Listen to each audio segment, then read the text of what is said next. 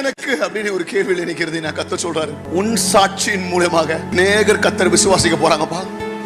உன் சாட்சியின் மூலமாக, உன் கட்டுகளின் மூலமாக கர்த்தரிடத்துல அநேகர் வர போறாங்க. Because of you, people are going to live again. Because of you, people are going to have new beginnings. Because of you, உன் சாட்சியின் நிமித்தம். ஏன் உன் சாட்சியின் வல்லமை உனக்கு தெரிய மாட்டேங்குது? கர்த்தர் சொல்றார், உனக்கு கொடுக்க போற சாட்சியின் வல்லமை அப்படியாக இருக்கும். தூர தேசத்துல எல்லாம் உன் சாட்சியை பத்தி கேள்விப்படுவாங்கயா. தூர தேசத்துல எல்லாம் உன் சாட்சியை பத்தி கேள்விப்படுவாங்க. தூர தேசத்துல எல்லாம் உன் பிள்ளைகளை பத்தி கேள்விப்படுவாங்க. Your children, your testimonies will cross borders.